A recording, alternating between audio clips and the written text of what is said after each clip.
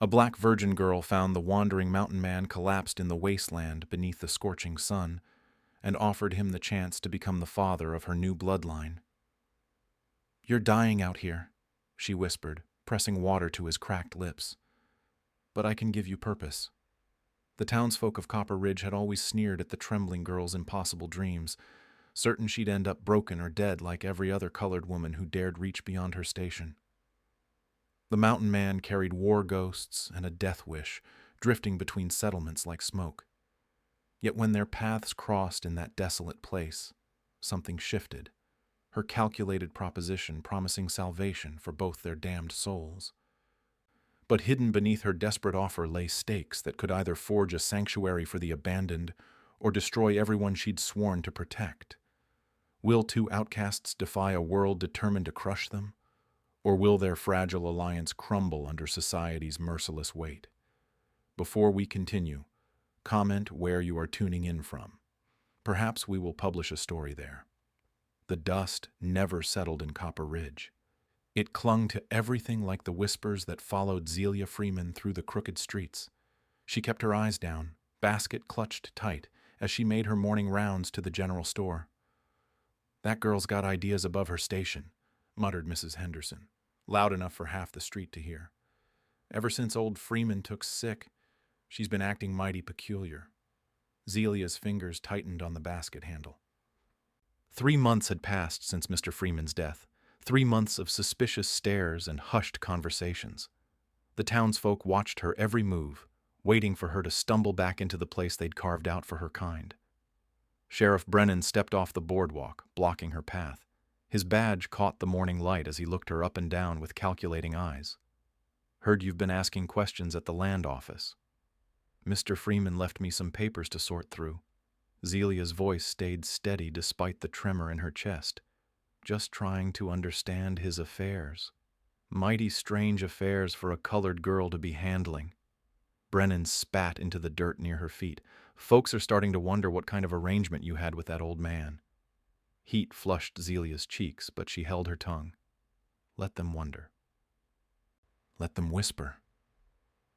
They had no idea what she'd learned during those long nights reading Mr. Freeman's law books while he slept. No idea about the maps she'd studied or the letters she'd written to contacts in distant territories. The sheriff moved aside with a grunt. Zelia continued down the street, feeling his gaze burn between her shoulder blades.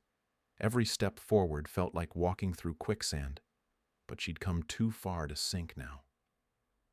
That evening, she sat in the empty cabin that had been her home for 5 years.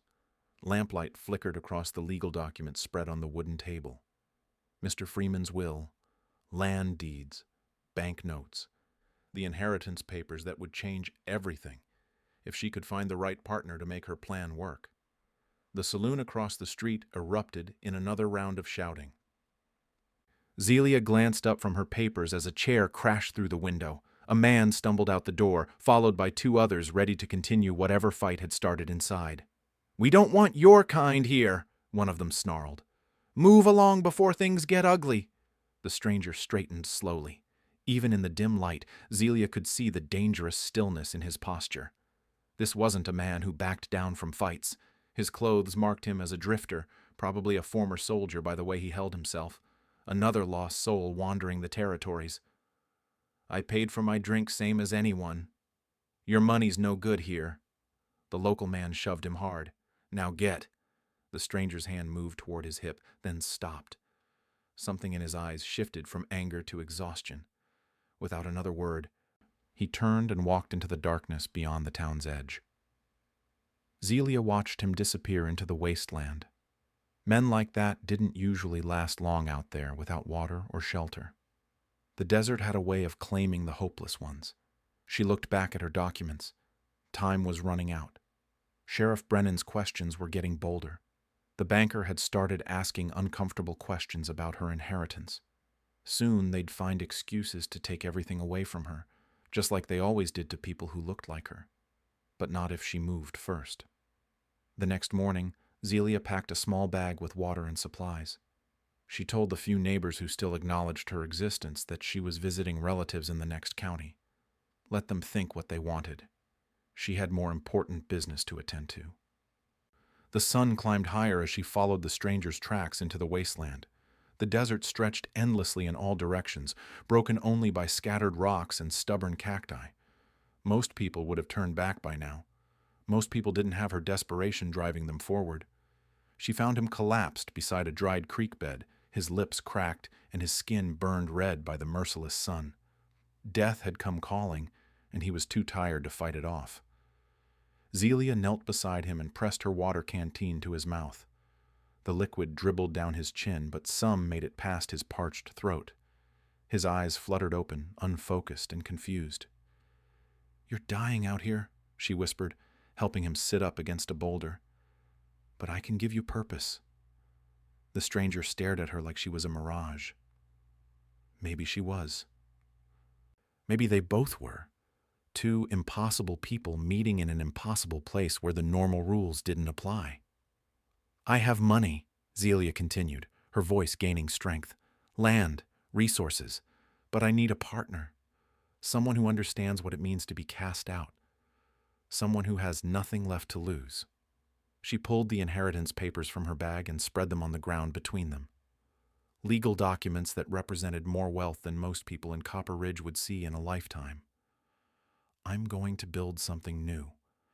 A place where the unwanted can find belonging. Where children who don't fit anywhere else can grow up safe and educated." She met his eyes directly. "I want you to help me father a new bloodline. Not through blood, but through purpose." The stranger said nothing for a long moment. The desert wind whistled through the rocks around them, carrying the promise of storms on the horizon. Colton Ashwood stared at the papers scattered between them. The woman's proposal hung in the desert air like heat shimmer, impossible but undeniably real.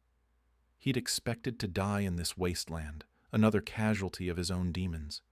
Instead, this stranger offered him salvation wrapped in the most audacious plan he'd ever heard. "You don't know me," he said finally, his voice rough from thirst. "I could be anyone, a murderer, a thief." Zelia studied his face with unsettling intensity. "You're a soldier, former Union, judging by the way you hold yourself. You've seen things that haunt you, lost people you cared about. Now you're running from memories that won't let you sleep." The accuracy of her assessment hit like a physical blow. Colton tried to read her expression, but she gave away nothing. This wasn't the trembling girl the townsfolk dismissed. This was someone far more dangerous. They made it back to Copper Ridge as the sun began its descent. The stranger walking beside her drew stares and whispers, but Zelia kept her chin high. Let them talk. Soon their opinions would matter less than dust in the wind. Sheriff Brennan intercepted them at the town's edge. His hand rested casually on his gun belt as he looked Colton up and down. "Don't recall seeing you before." "Just passing through," Colton replied. "Funny way of passing through, spending time with our local troublemaker." Brennan's eyes shifted to Zelia. "This one's got strange ideas about her place in the world. Dangerous ideas, if you catch my meaning." The threat in his voice was unmistakable. Zelia felt Colton tense beside her, but she placed a gentle hand on his arm. Violence wouldn't solve this. Not yet. "Mr. Ashwood is helping me sort through some legal matters," she said calmly. "Nothing that concerns the law." Brennan spat in the dirt. "Everything concerns the law when it involves your kind getting above themselves. Remember that." He walked away, but his message was clear. They were being watched. Any misstep would bring consequences. That night, Zelia led Colton through the back streets to an abandoned mining claim outside town. The entrance looked like nothing more than a crack in the hillside, easily missed by casual observers. But inside, the narrow passage opened into a network of caves that stretched deep into the mountain. Colton stopped short when the lamplight revealed what waited in the first chamber. 3 children sat around a small fire, their faces turning toward the newcomers with expressions ranging from hope to terror. The oldest, a boy with Apache features, instinctively moved to shield the 2 younger ones. A mixed-race girl with enormous eyes clutched a corn-husk doll. The smallest, a Mexican boy, whispered something in Spanish and crossed himself. Tommy, Sarah, Miguel, Zelia said softly. This is Colton. He's going to help us. Tommy stepped forward, his young face hard with premature wisdom. Help us what? Run again when the next town decides they don't want us? The boy's skepticism cut deep. How many times had he been promised safety, only to be abandoned when things got difficult? Colton recognized that look. He'd worn it himself after watching his unit massacre civilians in a fit of wartime madness. Nobody's running, Zelia said firmly. We're building something permanent, something they can't take away from us. She spread her maps and documents on a flat rock. The inheritance from Mr. Freeman was substantial, but more importantly, it was legal, documented, defensible in court. The old man left me more than money, she continued. He left me knowledge. 5 years of reading his law books while everyone thought I was just cleaning house. I know exactly what rights we have and how to protect them. Colton studied the papers with growing amazement. Property deeds for 1,000 acres of good land near water. Banknotes worth more than most ranches. Legal documents establishing educational trusts and family settlements. This is why you need a partner, he said, understanding dawning. A colored woman can't claim all this alone. They'd find ways to take it. But a white man with a colored wife building a family compound, teaching their children and taking in orphans? Zelia's eyes gleamed in the firelight. That's just frontier family values, nothing the law can touch. The audacity of it stole his breath. She'd constructed an elaborate fiction that would protect them all under the very system designed to destroy them. The bloodline she spoke of wasn't about biology. It was about creating bonds stronger than blood, a chosen family that could weather any storm. Sarah tugged on Zelia's skirt. Are we really going to have a proper home, with real beds and everything?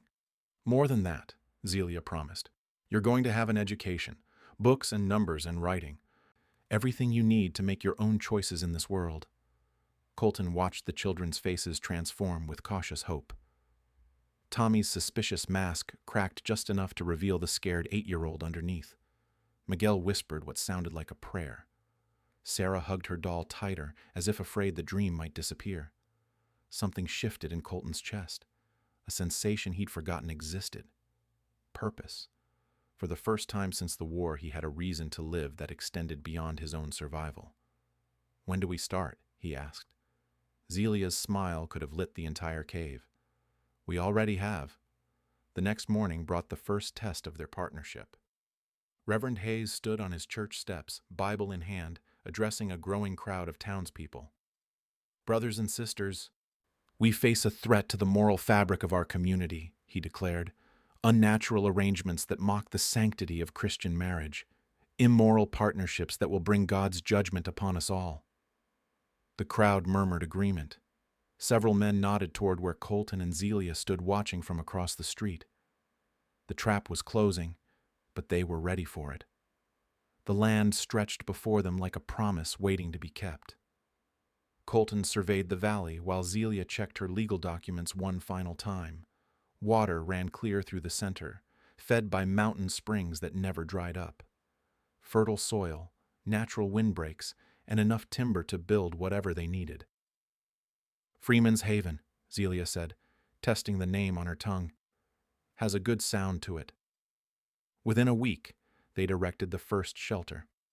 Nothing fancy, just solid walls and a roof that wouldn't leak when the rains came. The children worked alongside them, their initial wariness melting into cautious excitement. Tommy proved surprisingly skilled with hammer and nails. Sarah organized their meager supplies with military precision. Miguel's small hands were perfect for detailed work. Word traveled fast through the underground networks that connected outcasts across the territory. A coded message left at a trading post. A whispered conversation between sympathetic travelers. A mark carved into a specific tree that meant safety could be found nearby. The second family arrived on a Tuesday. Maria Santos clutched her infant daughter while her 7-year-old son, Jose, clung to her skirts.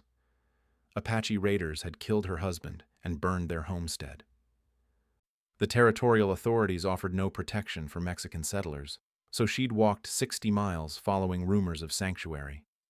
"We don't have much," Maria said in halting English, "but I can cook and sew and tend gardens." "You have enough," Zelia assured her. "Welcome home." By autumn, Freeman's Haven housed 15 souls.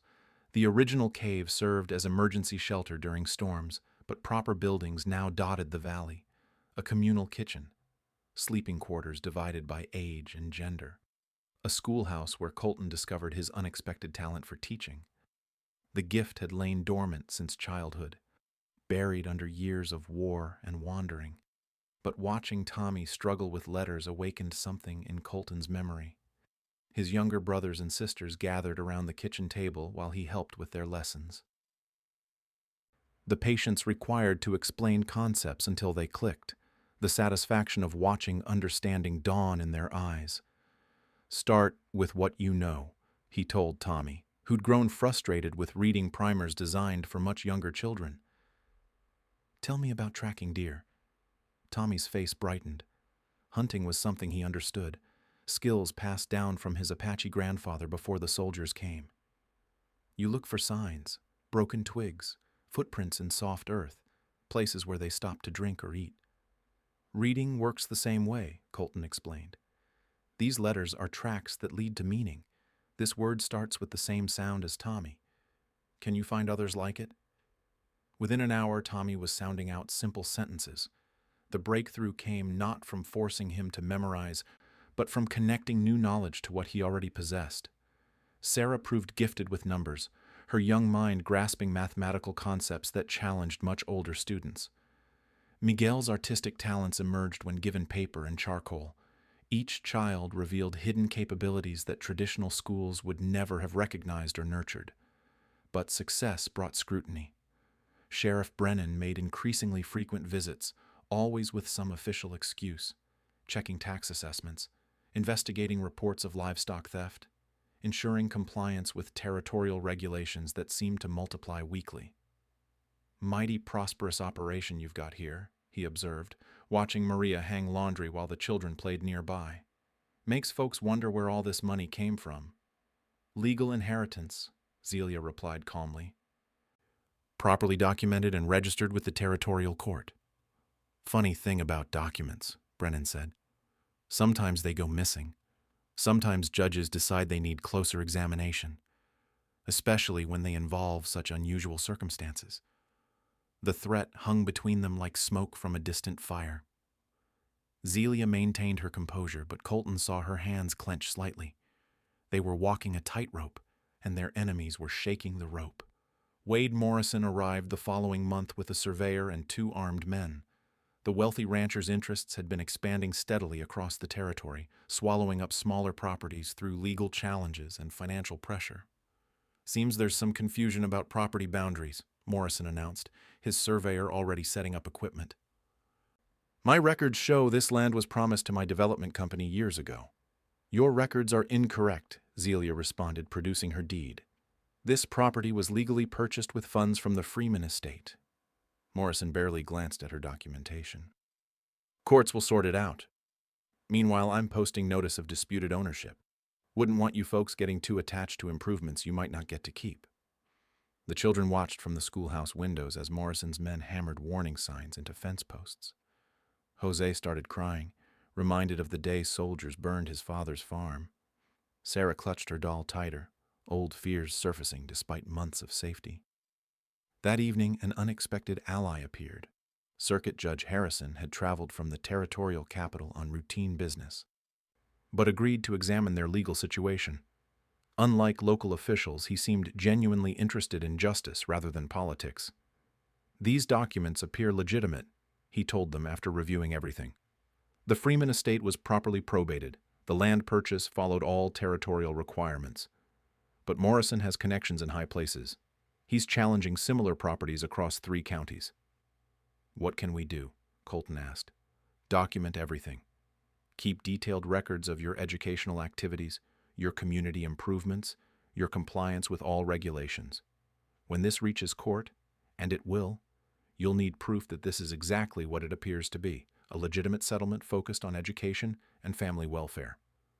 Judge Harrison's visit brought temporary relief, but also sobering reality. The legal battle was just beginning. Morrison had resources and political connections that could drag proceedings out for years.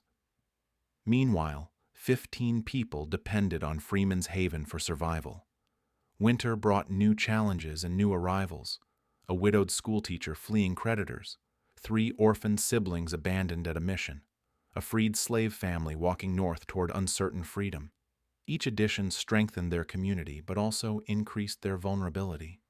Colton organized work details to winterize buildings and lay in supplies. Zelia established formal lesson plans and began corresponding with educators in more established territories. The children adapted to structured schedules that balanced education, chores, and play. But late at night, when the others slept, Zelia and Colton discussed the growing storm clouds on their horizon. Spring brought legal papers that changed everything. Morrison's challenge had escalated beyond simple boundary disputes. He now claimed the entire Freeman estate was fraudulent, obtained through undue influence over a mentally incompetent old man. The territorial court had scheduled hearings that would determine not just property ownership, but whether Zelia had any right to her inheritance at all. "They're saying I manipulated him," Zelia said, reading the formal accusations aloud. "That a colored woman couldn't possibly have earned such generosity through legitimate service." Colton studied the legal language, recognizing the careful construction of each charge. Someone with serious legal knowledge had crafted this attack. Morrison might have money, but he wasn't smart enough to orchestrate something this sophisticated. The children sensed the growing tension even when adults tried to shield them from details. Tommy started having nightmares about soldiers again. Sarah barely spoke above whispers. Miguel drew pictures of empty houses and crying families. They'd all been abandoned before. The possibility of losing their home awakened terrors that months of safety hadn't completely erased. Worse news arrived with the next mail delivery. The key documents supporting Zelia's inheritance had vanished from the Territorial Records Office. Without Mr. Freeman's detailed will and the codicils explaining his reasoning, her legal position crumbled to almost nothing. "Inside job," Judge Harrison confirmed during his next visit. "Someone with access to official files removed exactly the papers you'd need for defense. Very convenient timing for your opponents." Sheriff Brennan's visits became daily harassment disguised as official duties. He questioned the children about their treatment, clearly fishing for any complaint that could be twisted into abuse allegations. He inspected buildings for code violations that didn't exist when they were constructed, but had since been written into territorial law. He demanded documentation for every resident, every financial transaction, every educational activity. "This operation's gotten mighty large for 2 people to manage," he observed, watching Maria teach younger children while older ones worked in the garden. "Authorities might decide it needs proper oversight, government oversight." The threat was crystal clear. If they couldn't be removed through property disputes, child welfare concerns would serve just as well. Government oversight meant separation of families, institutional placement for the children, and dissolution of everything they'd built. Then Colton's past caught up with them. Sergeant Frank Kellerman rode into Freeman's Haven on a Wednesday morning, his Union Army uniform replaced by civilian clothes that couldn't hide his military bearing. He'd aged badly since the war, his face marked by drink and disappointment, but his eyes still held the same cruel intelligence that had made him dangerous in wartime. "Well, well," Kellerman said, dismounting near the schoolhouse where Colton was teaching arithmetic. Colton Ashwood playing schoolmaster. Who would have imagined? The children sensed immediately that this visitor brought trouble. Without being told, they gathered closer to their teacher, forming an unconscious protective circle around the man who'd become their anchor. "Frank," Colton acknowledged, his voice carefully neutral. "What brings you to this part of the territory?" "Heard interesting stories about a deserter who'd found himself a comfortable situation. Teaching children, playing happy families. Quite a change from running away when things got difficult." Kellerman's words carried across the valley, reaching other adults who stopped their work to listen. The accusation of desertion hung in the air like a toxic cloud. Zelia appeared from the main house, assessing the situation with quick intelligence. "The war's been over for years," she said calmly. Whatever happened then has no bearing on our life here, doesn't it? Kellerman smiled without warmth. Military justice doesn't have the same limitations as civilian courts. Desertion in wartime carries specific penalties, regardless of when the deserter is apprehended. He produced official-looking documents from his saddlebag. I'm authorized to escort Mr. Ashwood back for military tribunal. Unless, of course, he'd prefer to handle this situation privately. Walk away from this place and disappear again. No questions asked, no charges filed. The children looked between the adults, confusion and fear growing on their young faces. Tommy stepped forward, his 8-year-old voice sharp with protective fury. Mr. Colton isn't going anywhere. This is our home and he's our teacher. Is he now? Kellerman studied the boy with calculating eyes. Mixed breed Apache, aren't you? Seen your kind before. Usually ends badly for everyone involved. Something dangerous flickered in Colton's expression. Threatening him was one thing, but targeting the children crossed lines that couldn't be uncrossed. You've delivered your message, he said quietly. Time to leave. I'll leave when I'm ready, Kellerman replied. Might stick around a few days, see what other interesting developments occur. This whole operation looks questionable to me. Might be my civic duty to share observations with appropriate authorities. That evening, the settlement gathered for an emergency meeting.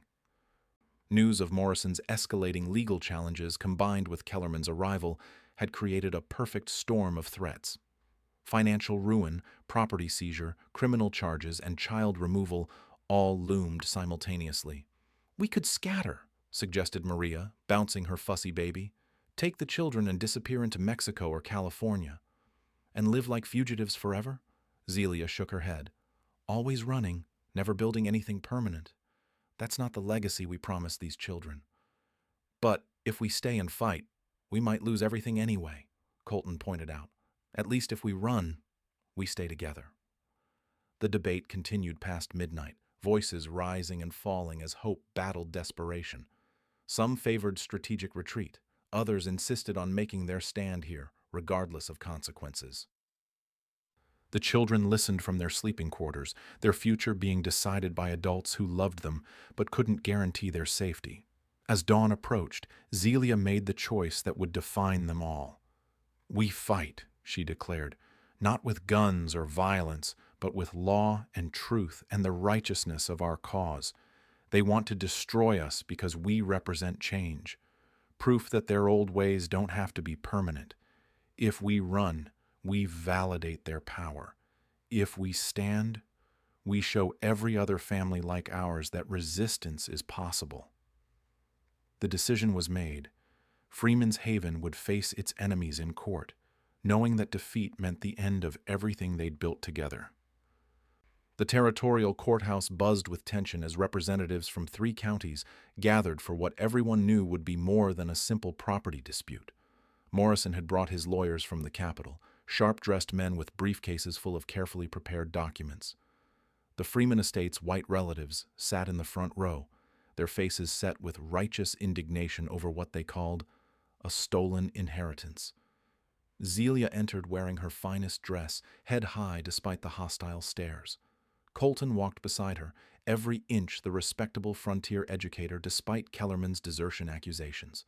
Behind them came their supporters, Judge Harrison, Maria Santos, other families who'd found refuge at Freeman's Haven, and even a few Copper Ridge residents who'd witnessed the settlement's positive impact.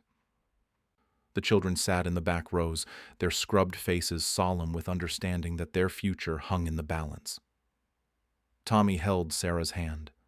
Miguel whispered prayers in Spanish. They'd dressed in their school clothes, living proof of the education and stability Freeman's Haven provided. Chief Judge Morrison, no relation to the rancher despite sharing a name, reviewed the case files with obvious skepticism. The missing inheritance documents had created a legal nightmare that could take months to untangle. Without Mr. Freeman's detailed will explaining his reasoning, Zelia's position looked hopeless. Morrison's lawyer presented first, laying out a masterful case for fraud and manipulation. He painted Zelia as a scheming woman who'd isolated an elderly man from his rightful family, gradually poisoning his mind against his white relatives while positioning herself as his only source of comfort and care. Members of the court, the lawyer declared. "We see here a calculated campaign of emotional manipulation designed to separate a vulnerable man from his legitimate heirs. The defendant admits to spending years alone with the deceased, reading his private papers, gaining his confidence through false affection and manufactured dependency." The family members nodded agreement, dabbing their eyes at appropriate moments. They'd traveled from back east specifically for these proceedings, their expensive clothes and practiced grief marking them as people accustomed to getting their way. Morrison's land attorney followed with technical challenges to the property purchases. Boundary surveys that didn't match territorial records, questions about the timing of certain transactions, suggestions that someone with inside knowledge had manipulated the system to acquire valuable land below market rates. The defendant claims legal inheritance funded these purchases, he argued. But without proper documentation of that inheritance, we must consider alternative explanations. Fraud, forgery, or theft of territorial funds all become possibilities when such large sums appear without adequate justification. Wade Morrison himself testified about his company's development plans and the economic damage caused by the disputed ownership. He spoke of jobs lost, investments stalled, and the general harm done to territorial progress by allowing questionable claims to tie up valuable resources. When Kellerman took the stand, the atmosphere grew even darker. His testimony painted Colton as a war criminal who'd abandoned his unit during combat, leaving his fellow soldiers to die while he fled to safety. The desertion charges, he claimed, were just the beginning of a full investigation into wartime atrocities. "This man can't be trusted with children's welfare," Kellerman declared. "A soldier who abandons his duty in wartime will abandon anything when circumstances become difficult." The court should consider what kind of influence such a person has on impressionable young minds. The morning session ended with their defense in shambles.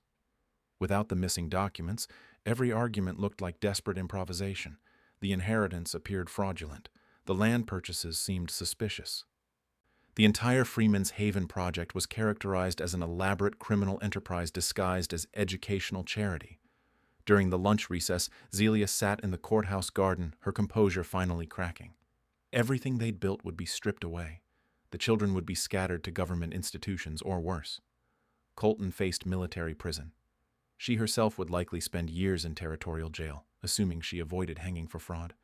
Then footsteps approached on the gravel path. Reverend Hayes stood before her, his usual stern expression replaced by something she'd never seen before, uncertainty mixed with what might have been regret. "Miss Freeman," he said formally. "It's Miss Freeman now?" she replied with bitter humor. "Not just that girl or the troublemaker?" Hayes looked around nervously, ensuring they were alone. From his coat pocket, he withdrew a leather folder thick with official papers. Zelia's breath caught as she recognized the territorial seals on several documents. "These belong to you," he said quietly. "They should never have been removed from the official files." "You took them?" "I preserved them," he corrected. "When Morrison's people started making inquiries, I knew they'd find ways to make evidence disappear. So I removed the most crucial documents before they could be destroyed." Zelia opened the folder with trembling hands.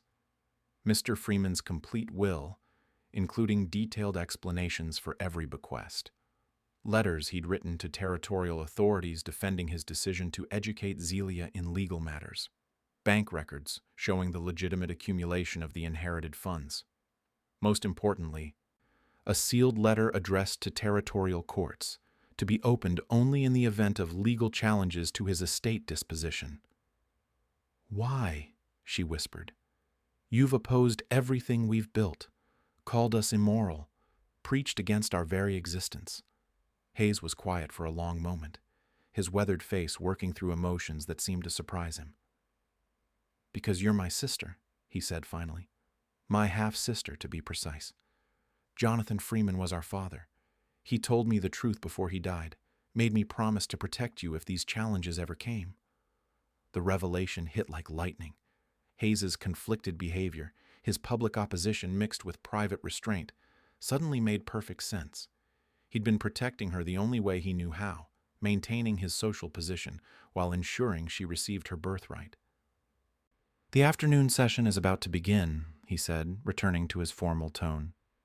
"I suggest you review those documents carefully before presenting them to the court." He walked away without looking back, leaving Zelia alone with the evidence that would change everything. The afternoon session exploded into chaos when Zelia presented the recovered documents. Morrison's lawyers objected frantically as Judge Morrison examined Mr. Freeman's sealed letter, his eyebrows rising with each paragraph. The territorial seal was authentic, the handwriting verified by court clerks, and the contents demolished every fraud allegation. "My decision to educate Zelia Freeman in legal matters was deliberate and necessary," the letter stated in Mr. Freeman's careful script. "As my daughter by blood, she deserved preparation for the inheritance that was rightfully hers. Her mother's race does not diminish her claim to my estate, nor her capacity to use these resources wisely for the betterment of society." The courtroom erupted in gasps and angry murmurs. Morrison's relatives turned pale as their carefully constructed case crumbled. Their lawyer frantically shuffled through papers, looking for some angle that might salvage their position. Reverend Hayes stood slowly in the gallery, his face resigned but determined. "I can verify the contents of that letter. Jonathan Freeman confided the truth to me before his death.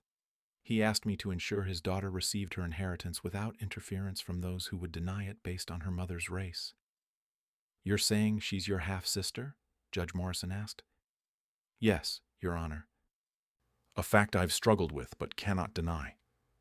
The admission sent shockwaves through the assembled crowd. Hayes had built his reputation on moral authority and racial separation. His acknowledgement of family connection to Zelia undermined every sermon he'd preached against Freeman's Haven. Morrison's land attorney made a desperate final argument, but the property documents were equally legitimate. Every purchase had been conducted through proper channels with inheritance funds that were now proven authentic. The surveys matched territorial records perfectly once examined with the correct legal descriptions. Kellerman's testimony faced even worse destruction when 3 Union veterans took the stand in Colton's defense. They'd traveled from distant territories after hearing about the charges, bringing with them official records that painted a completely different picture. "Ashwood didn't desert," testified Captain Williams, whose weathered face bore scars from the same battles. "He was sent on reconnaissance when our unit got overrun. Spent 2 weeks behind enemy lines gathering intelligence that saved hundreds of lives. Got a commendation for it, though he never talked about the medal." The military records confirmed everything. Far from being a deserter, Colton had served with distinction through the war's bloodiest campaigns. His departure from the Army was an honorable discharge, properly documented and filed with territorial authorities. Kellerman's face went ashen as his carefully constructed lies fell apart. He'd gambled everything on accusations that couldn't be verified in remote territorial courts, not expecting witnesses to emerge from the past with contradicting evidence. "Sergeant Kellerman was cashiered out for drunkenness and conduct unbecoming," Captain Williams continued. "He's been drifting through territories ever since, causing trouble and making false claims about his service record." Judge Morrison called for order as the courtroom buzzed with angry conversations. Morrison's entire case had collapsed in the space of 2 hours, leaving him facing potential fraud charges for presenting forged documents and false testimony. The children's testimonies sealed their victory. One by one, Tommy, Sarah, Miguel, and others took the stand to describe their education at Freeman's Haven. They demonstrated reading skills, mathematical abilities, and general knowledge that impressed everyone present. More importantly, they spoke with confidence and dignity that marked them as children who'd found safety and purpose. "Mr. Colton taught me that letters are like animal tracks," Tommy explained to the court. "Each one leaves signs that lead somewhere important. Now I can follow those tracks to any story I want to read." Sarah showed her arithmetic workbook, filled with precise calculations and artistic decorations. Miguel presented a hand-drawn map of the settlement, complete with scale measurements and geographical features labeled in 3 languages. Their obvious health, education, and emotional stability made mockery of any abuse allegations. These weren't neglected children warehoused by criminals. They were young people receiving better care than most territorial schools provided. Judge Morrison's ruling was swift and comprehensive. The Freeman estate inheritance was legitimate and properly transferred. All property purchases were legally valid. Freeman's Haven had full rights to continue operating as an educational settlement. Morrison faced investigation for fraud, while Kellerman would be prosecuted for false testimony and impersonating federal authority. Furthermore, the judge declared, this court recognizes Freeman's Haven as a model educational institution. Territorial authorities are directed to provide support rather than harassment for similar legitimate settlements. The victory celebration lasted 3 days. Supporters from across the territory arrived to congratulate them and learn from their success. Other communities began making plans for similar settlements, using Freeman's Haven as proof that integrated education could thrive with proper legal protection. 1 year later, Zelia stood on the hill overlooking their expanded settlement. The original buildings had grown into a proper town with school, church, general store, and over 30 families. Children who'd arrived scared and abandoned now taught newcomers, their transformation complete. Colton approached from the new workshop where he'd been helping older students learn practical trades. His teaching methods had been documented and shared with educators across 3 territories. The redemption he'd sought in the Wasteland had been found through nurturing young minds rather than dwelling on past failures. Second settlement's ready to start, he reported. The families in New Mexico territory have their legal papers prepared and funding secured. They want you to visit next month to help establish their school. Zelia smiled, remembering her desperate proposition to a dying man in the desert. Her new bloodline had grown beyond anything she dared imagine, not through biology, but through bonds of choice and commitment that proved stronger than blood. Hayes walked up the hill toward them, no longer wearing his preacher's collar. He'd resigned his position after the trial, unable to reconcile his past prejudices with his newfound family connection. Now he served as Freeman's Haven's legal advocate, helping other settlements navigate territorial bureaucracy. The children are waiting for evening lessons, he said, his relationship with Zelia still awkward but improving. Tommy wants to read that new book about astronomy, says he's going to map all the stars someday. As the sun set over their valley, Zelia reflected on the journey that had brought them here. Her bloodline wasn't measured in genetics or skin color, but in the lives transformed by hope, education, and unconditional acceptance. Every child who learned to read, every family that found sanctuary, every community that chose inclusion over division added to her true legacy. The Wasteland had nearly claimed them both. Instead, it had become the birthplace of something that would outlast them all.